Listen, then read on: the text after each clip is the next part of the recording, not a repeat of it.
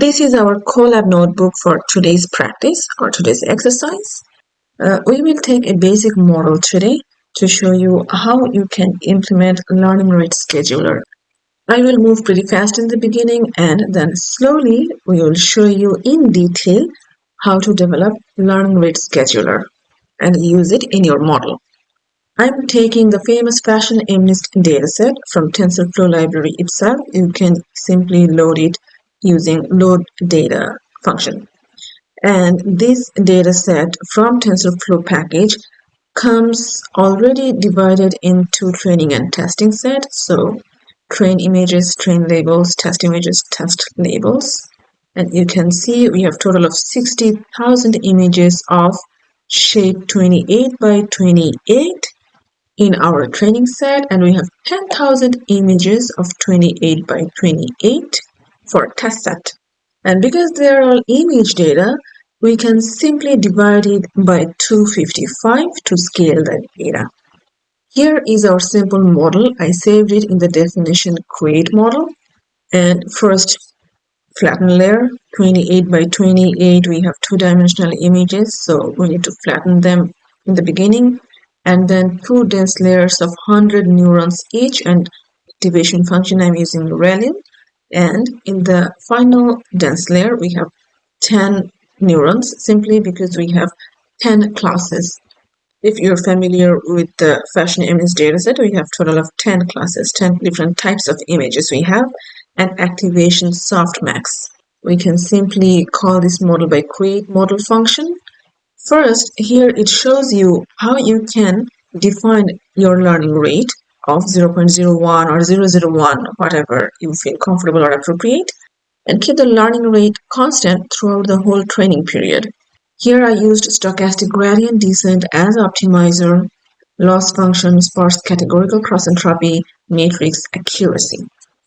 That's the basic part. I didn't want to spend too much time on it because I assume you already know it because you were here to learn how to schedule your learning rate. So I will focus on that part.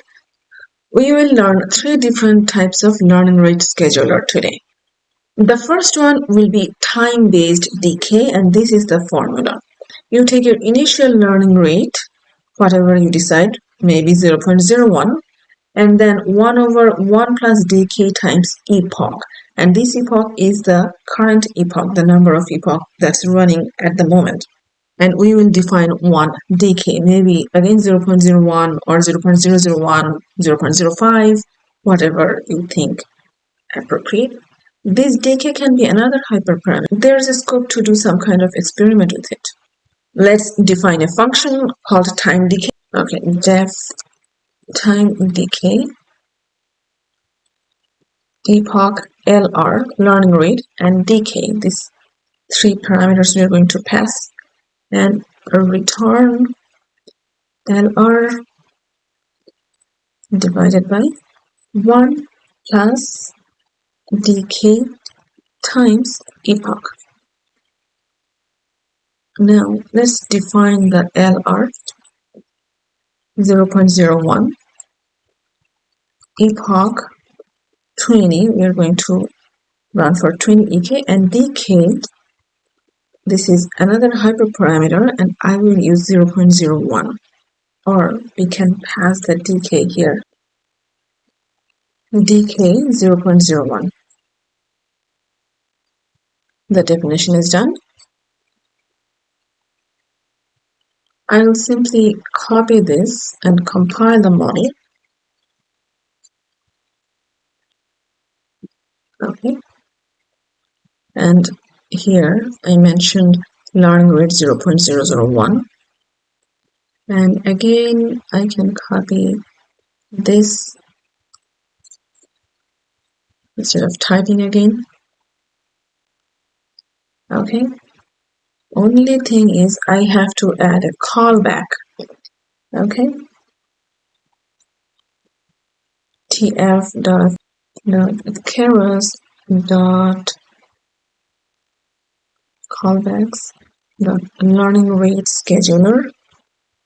You have to pass this function we just defined, time decay. Okay.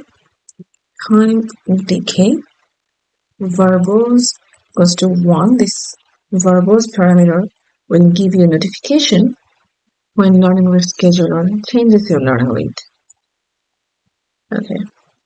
It shows you it starts from 0.009 because we set the learning rate initial to 0.01. So somehow it takes 0.00999. That's almost 0.01. And you can see that this is going down in every epoch. 0.00999, that 990097, here 9490. So every epoch your learning rate is going down. Yeah, model training is done. And you can see finally our learning rate became 0.00167. We started from 0.00999. Here you can see, and then we ended at 0.001. So this was time-based decay, where in each epoch learning rate went down in a certain portion, and we defined how much it should go down in this function here. The next one is going to be step decay. Okay, and the step decay is a little bit different. Here is the formula for step decay. After every certain number of epochs, the learning rate should go down. It doesn't go down in every step or every epoch. But if you want, it can do that. But we are not going to do that. We will see. So first import math and then definition step decay. We pass epochs and learning rate, drop rate 0.5, and epoch step I will do 5. Every 5 epoch I want it to drop. Okay, I want the learning rate to drop. And this drop rate, this is the hyperparameter. You can experiment with other drop rates as well. Return LR times math.power and then a drop rate math.floor epochs over epoch step. So here we define the step decay. Remember the formula, it was initial learning rate times the drop rate power of epoch over epoch drop. So that's what we did. So we used math.power function. So drop rate over math.floor, epochs over epoch drop or epoch step. So instead of typing it again, let's see what we did. Just created the model again using our create model function, the stochastic gradient descent using the learning rate 0.01, then compile the model, loss function and matrix as we used before. Then here model.fit, throwing images, train labels, 20 epochs, validation split 0.02, exactly the same as before, except for instead of time decay, this time we are using step decay, the one that we just created here. As you notice, learning rate starts 0.00999. You can see that the learning rate is not changing in every epoch this time. We mentioned here epoch step 5, so it will change after 5 epoch. So you can see until 5th epoch, it had the same learning rate, and then from 6th epoch, it started changing. When you are done with 20 epochs, the learning rate became really, really small. So that's what step decay means, step decay does. And our last one is going to be exponential decay. The name says it all. This is the formula. You can see learning rate is going to go down exponentially. Here we have a parameter negative k, which is another hyperparameter. There's a lot of scope to experiment with it and try different k.